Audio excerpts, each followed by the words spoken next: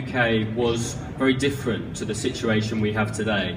Actually, if you rewind to 2008, the investment case for digital radio in the UK was in serious question. You had a major television broadcaster proposing to enter the market and then entirely axing its investment before it even got off the ground. And really at that point, people were openly questioning, does digital radio have a future in the United Kingdom? Now, if we fast forward 8 years, last year saw the launch of a new second national multiplex in the United Kingdom.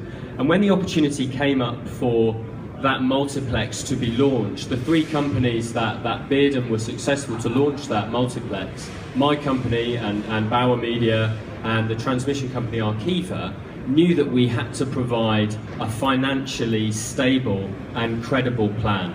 And alongside that financial stability came a very strong commitment to making sure that we provided unique content on digital radio. So the brands that you see there on the screen are all unique, they're all exclusive to digital radio, and they all broaden choice into an editorial segment that was previously underserved.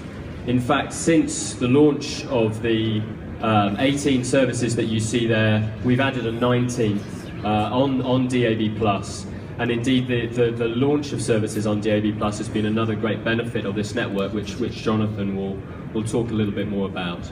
Just some context on my company and why we saw the opportunity to invest in digital radio. We came from a position where we were the third largest commercial radio group in the United Kingdom, and really our opportunity to expand was severely limited by the availability of FM licenses. So what do you do when FM is full?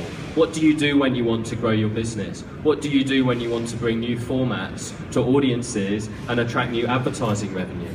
Well, the answer for us came in launching digital radio services, and the three services which I'll tell you about shortly, which we launched, have all contributed to us adding incremental listenership, which has not cannibalised our existing audience on our national radio business, but has added new listeners and broadened the profile of our audience to attract a wider array of advertisers. And we see that growth continuing, and we would expect very good news in the next ratings, which come out next week. So the first service that we launched last year is Virgin Radio. Now, Virgin Radio has huge equity and heritage in the UK radio market. It launched in 1994 and was a very large station with a very large audience and massive brand awareness.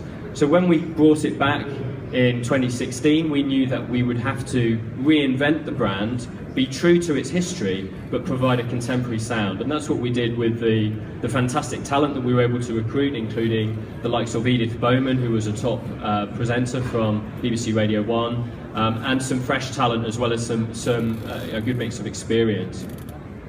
Now, as I say, it's a band with huge equity, so that we knew in launching it that we couldn't just launch with a small noise. We had to make a big noise in the market. So if I can just, thank you, Olivier.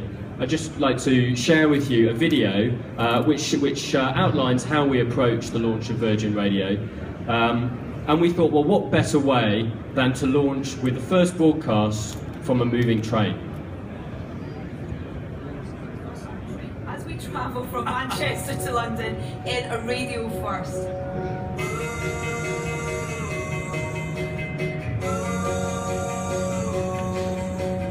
It feels a bit too real now that this is happening. We are on a train. It's moving. It's moving. You can hear us? We've got some amazing live music coming up for you. For those people, you know the people who sort of play their music too loudly on their headphones on trains? We brought 5 bands with us. I mean, we are the worst people if you're on a train with us now, because we brought the whole British music scene with us. It's an absolute pleasure to welcome on stage today two of Travis. Half of Travis. Yeah. Never talk to people on trains. This is so nice. I know, yeah. I thought this was quite cool. There's someone very special who would like to say hello. Sir Richard Branson, Edith and Matt. Hi! Hi everybody. Hello. Well, it's great that you've gotten in touch, and we've got someone with us actually who you might recognise his voice. Hi, Dan. What an exciting day.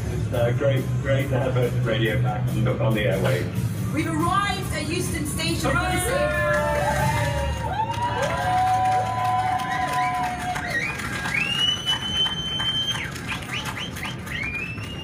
So an incredibly technically complex outside broadcast, but the sort of event that we knew would give the station a massive impact from day one and get people talking about the return of Virgin Radio.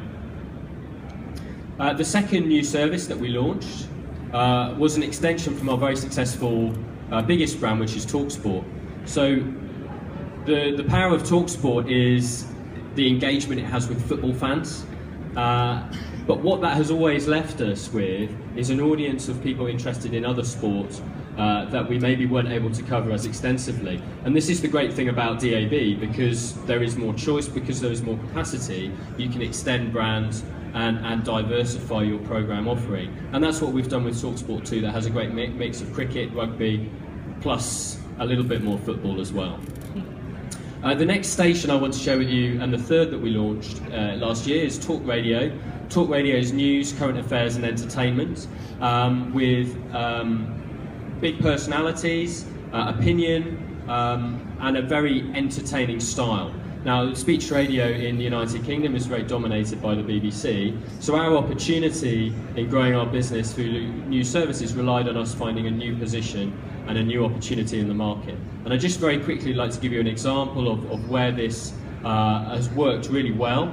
So I'm going to play you a short clip which is one of our presenters who is allowed to have an opinion. She's allowed to express her view, to be opinionated, but she has the expertise and the authority to back up her argument. And what you'll hear is her confronting a newly elected member of the British Parliament, and what she's effectively doing is she's referencing the fact that a lot of people who did not support Brexit want a second vote. And so this new MP has been elected. She is from the party that does not support Brexit, that wants a second vote. And so Julia is able to challenge her on this basis.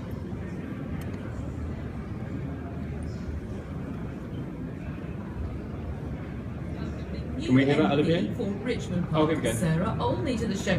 Good morning, Sarah, and congratulations. Thank you very much. Good morning. Very nice to speak to you. We've been billing you all morning. We finally got you on. My first question, absolutely the most crucial